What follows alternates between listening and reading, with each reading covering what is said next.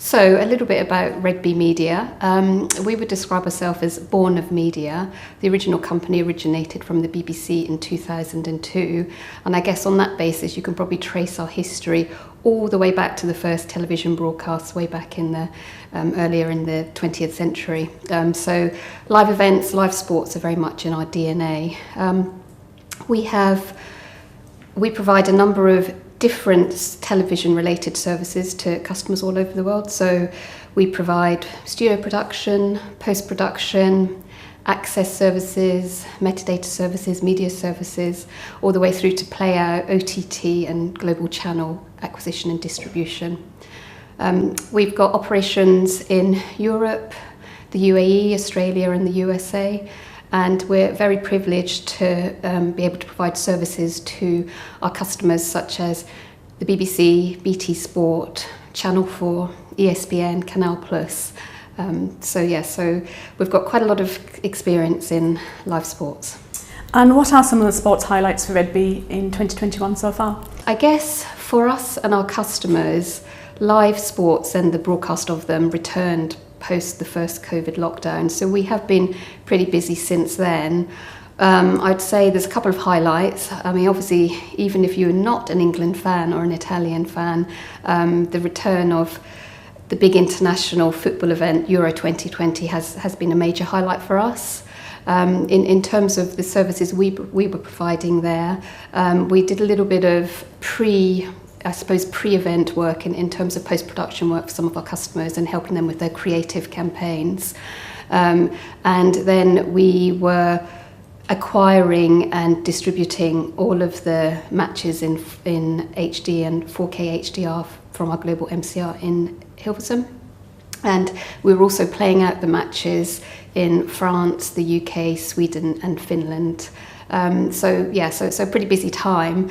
Of course, from a success perspective, here in the UK, where the event was broadcast on BBC and ITV, we were routinely delivering the signals out to viewers of over 20 million, which is phenomenal.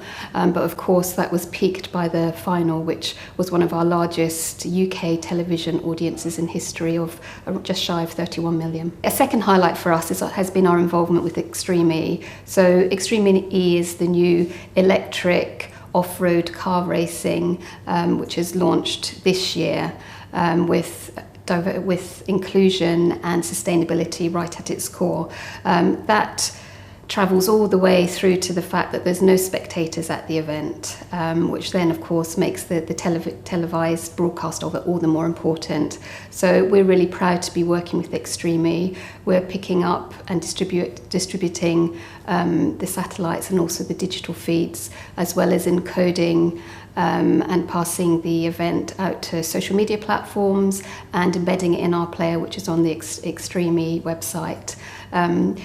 For us, to be able to support and help a new entrant into the market, but also to be involved with one which is so forward-thinking is really exciting. And are there any other events this summer that you're looking forward to and you're delivering services for? Yep, sure. So, of course, we're approaching the start of the football and the rugby season, so we'll be involved in the play-out of all of the top elite leagues, as well as the Rugby League World Cup and, of course, the Six Nations here in the UK and Europe. But, of course, we're in the middle of the Olympics at the moment, which is very exciting. I think all of us as consumers, as well as those of us who work on the service, enjoy the drama and the personal trials and tribulations. And so for our customers, we're providing global MCR services. We're assisting one of our Dutch customers actually out at the IBC in Tokyo. And of course, we're playing out the services for the BBC here in the UK. And of course, hot on the heels of that, we have the Paralympics, and we're really proud to be supporting Channel 4 in their bid to make those games one of the most accessible ever. So similar to what we've recently done with BT Sport and the FA Disability Cup, we will be providing live audio description aware commentary for the opening and closing ceremonies. So that will be at the same time as the standard playout. So those viewers who are visually impaired will be able to enjoy a much richer experience. And similarly, we will also be overlaying that content with BSL translation for those viewers who are hard of hearing. So yeah, so it should be pretty exciting. And what are the trends we can expect in terms of sports media for the second half of 2021 and beyond? I think there's going to be more content, of course. We've already seen that with the proliferation of more direct-to-consumer offerings for both popular and niche sports. So, I would expect us to continue to see that. OTT platforms and our OTT platforms are very scalable and low cost, so that removes significant barriers to many new operators or entrepreneurs or enthusiasts who want to enter into the market. I think also the flexibility of the OTT platforms allow those new entrants to be very flexible and agile in how they offer their sports to be consumed.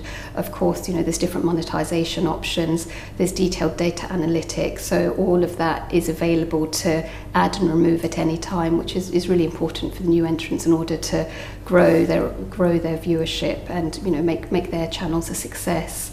I think the other trend, I'm not sure it's a trend, perhaps it's more of a continuation, is that the big ticket live sports events, highly produced, will persevere.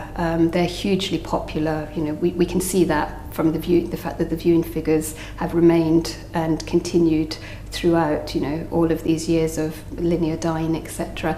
I think the more interesting fact will be that the owners of the sports will need to continue to innovate to I suppose grow their appeal, even if you think about the 100 which is just on our screens now, that seems to be pretty exciting and attracting new viewers. And similarly, they are going to continue to seek to drive revenue streams, whether that's through traditional linear broadcasts or whether it's to the big streaming giants who have been buying up some of those rights. I think the interesting thing there is as the OTT giants or the OTT platform becomes more involved, it opens up many more possibilities.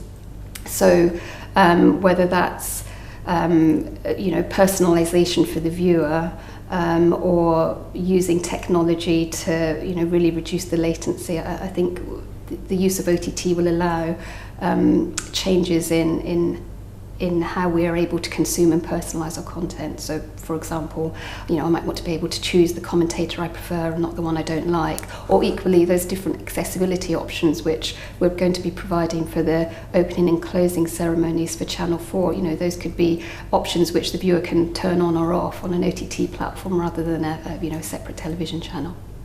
So pretty exciting, more content and more choice.